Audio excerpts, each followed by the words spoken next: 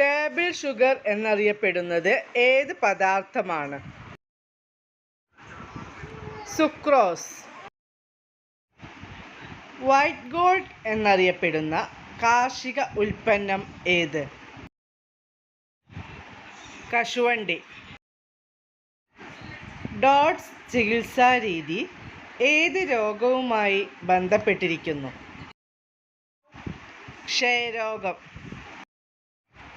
Black lead എന്നറിയപ്പെടുന്ന ലോഹം ഏതാണ്? ഗ്രാഫൈറ്റ്.